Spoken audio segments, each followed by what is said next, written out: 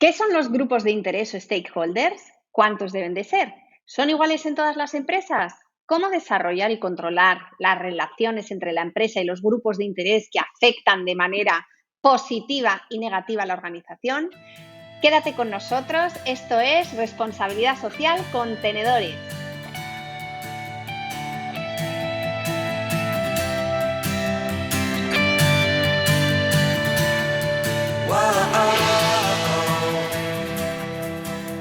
Bienvenidos a Responsabilidad Social con Tenedores, el podcast de referencia para aquellas empresas que apuestan por su rentabilidad, fomentando el desarrollo social y la sostenibilidad ambiental. Yo soy César Medina y me acompaña mi amiga Vega Santos. Hola Vega, ¿cómo estás? Hola César, muy bien, con un súper tema muy interesante. Comencemos. Según hemos venido comentando, la gestión sostenible de las empresas hace posible la creación de valor, además de que se genere riqueza. Es indudable, este valor no solamente está destinado a los accionistas o shareholders, sino a todos y cada uno de los grupos de interés, a partir de ahora también conocidos como stakeholders. Vamos a entrar de lleno en el concepto de lo que es un stakeholder. Si nos ponemos teóricos, hay algo que se llaman teorías de la responsabilidad social, que lo que hacen es explicar la responsabilidad social desde diferentes enfoques. Por ejemplo, un enfoque inicial es llamado instrumental, que se refiere al que la única responsabilidad social corporativa es la maximización de los beneficios económicos, es decir, darle únicamente relevancia o importancia a los accionistas o shareholders. Otro enfoque, llamado integrador, supone que la responsabilidad social no solo es maximizar beneficios a largo plazo, sino buscar valor para los grupos de interés. Y como curiosidad, añado yo que el concepto se populariza en 1984 por Freeman y este señor considera tales grupos de interés a todas las personas o a todos los grupos que afectan, es decir, que tienen un papel activo o que pueden ser afectados, es decir, que tienen un papel pasivo por los logros de los objetivos que puede llegar a alcanzar una empresa.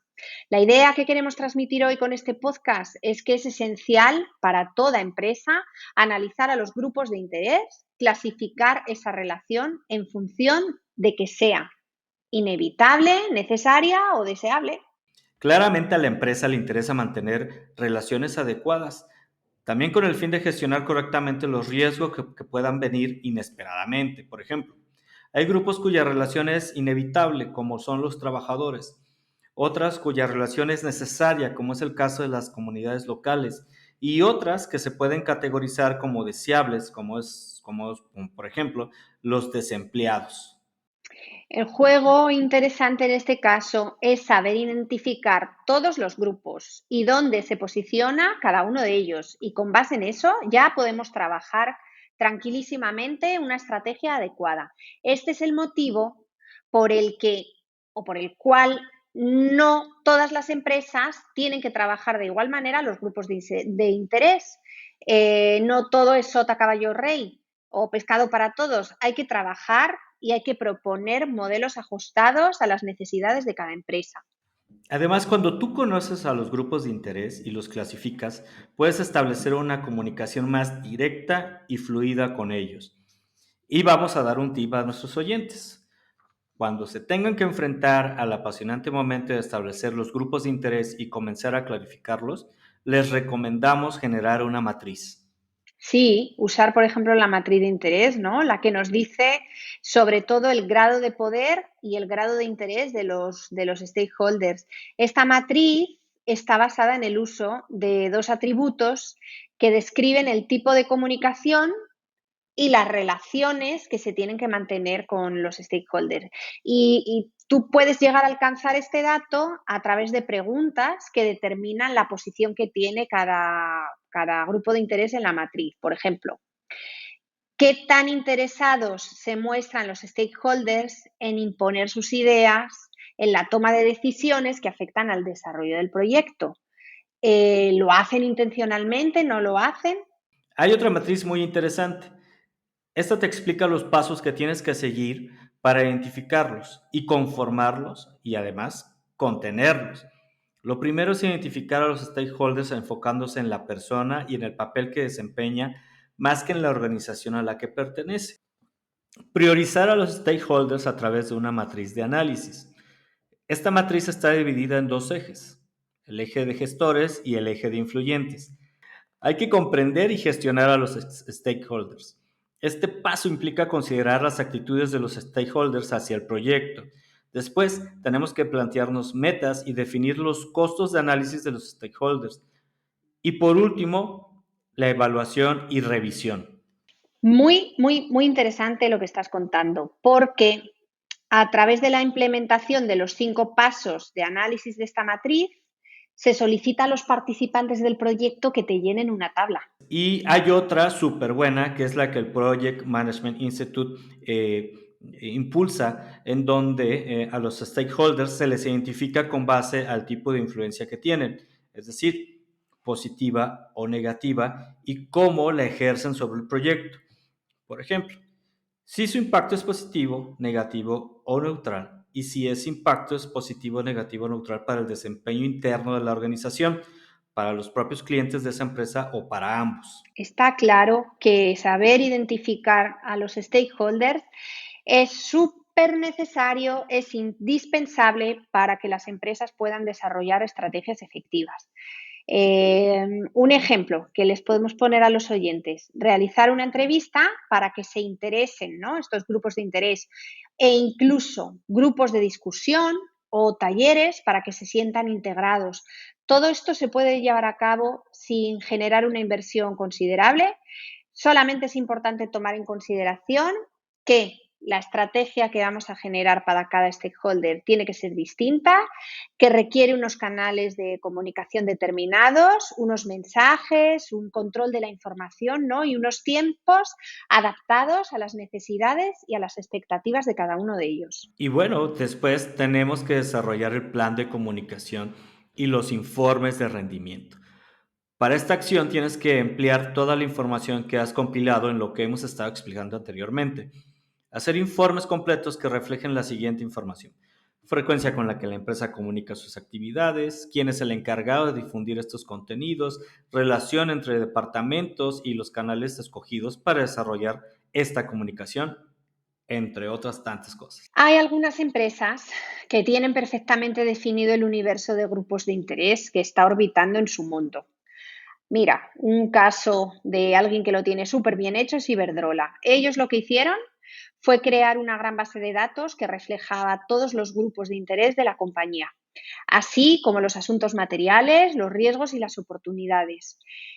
Esta matriz o esta gran base de datos les permitió poder calcular a posteriori cómo priorizarlos, ¿no?, cómo priorizar a los grupos de interés a partir de cierta información que recabaron cualitativa y cuantitativa. ¿Qué es lo mejor en este caso? Pues que se pueden editar los datos en cualquier momento y actualizar en tiempo real. Poniendo el caso de Sara, por ejemplo, ellos cuentan con políticas globales que desarrollan unas directrices de relación con los grupos de interés. Revisan e identifican un proceso que involucra diferentes áreas y una vez que está identificado pueden priorizar y clasificar en función de su modelo de negocio. Y lo hacen enumerando las herramientas de diálogo que tienen con ellos. Por ejemplo, con el grupo de interés clientes, tienen una comunicación constante con ellos a través de diferentes herramientas como las tiendas físicas, las redes sociales, los equipos de atención al cliente, y todo con un objetivo, que es dar siempre rápida respuesta y orientarlo de manera segmentada por países para dar una respuesta más personalizada. La verdad que es excelente cómo lo hacen, ¿eh? Y fíjate, a mí me llama mucho la atención el trato que dan a los proveedores. Con ellos manejan unas herramientas como los clústeres de proveedores o el comité de ética o los equipos comerciales de sostenibilidad o el acuerdo marco con industrial. Siempre, siempre ellos tienen como objetivo, ¿no?, o el objetivo en mente de poder garantizar el cumplimiento del código de conducta de fabricantes y proveedores. Zara, además, utiliza una herramienta súper buena que yo creo que podríamos trabajar nosotros más adelante, que es el análisis de la materialidad. Sí, es una herramienta padrísima. Te permite conocer los temas que más preocupan a los grupos de interés y cómo impactan en el modelo de negocio y a la inversa. Cuando se analiza la materialidad, se determinan las prioridades mediante el análisis de la materialidad para asegurar que la estrategia sostenible de Inditex o en general de cualquier empresa está alineada con sus expectativas. El resultado es una matriz donde se reflejan los asuntos más relevantes, que son los asuntos en los que la empresa se centra en desarrollar e implementar en su estrategia. Y nosotros, como consultores que somos, recomendamos que para realizar este proceso de identificación que os estamos explicando de asuntos prioritarios y del alcance, hay que seguir los estándares y las recomendaciones de la Global Reporting Initiative, la GRI. Ya os hablaremos de ello, considerando que la materialidad es uno de los principios rectores del reporte de GRI. Lo más interesante, yo creo ahora, para comentar a nuestros oyentes es que ese principio de materialidad te dice que las empresas deben establecer sus memorias e incorporar en las memorias esos aspectos que reflejen los efectos económicos, ambientales y sociales que afectan de manera significativa a la organización. Ojo, que influyan en un modo sustancial también en las evaluaciones y las decisiones de los grupos de interés. Excelente herramienta, Vega. De hecho, creo que la tenemos que trabajar más a detalle, si te parece, más adelante, en otros episodios. Son muchos los asuntos que merecen la pena ir trabajando y los cuales pues iremos ayudándoles a ustedes a identificarlos. Es muy importante que nos den su retroalimentación para que podamos ir trabajando las herramientas o temas que sean de su interés. El oyente es uno de sus grupos de interés, de hecho. Y hasta aquí este episodio de Responsabilidad Social Contenedores. Gracias a todos por vuestra atención. Os invitamos a que nos dejéis vuestros comentarios y nos califiquéis con 5 estrellas en la plataforma de podcast donde estáis escuchando este episodio. Nos va a dar mucho gusto leeros. Además, síguenos en redes sociales, nos encuentras en Facebook y en Instagram como Responsabilidad Social Contenedores. Escríbenos por medio de nuestro formulario de contacto en nuestro sitio web www.responsabilidadsocialcontenedores.com, en donde responderemos cada correo y además responderemos cualquier comentario, inbox o mensaje directo que nos mandes. Nos escuchamos la próxima semana con mucho más contenido de valor para que más empresas, empresarios y profesionales experimenten la responsabilidad social contenedores. Hasta la próxima.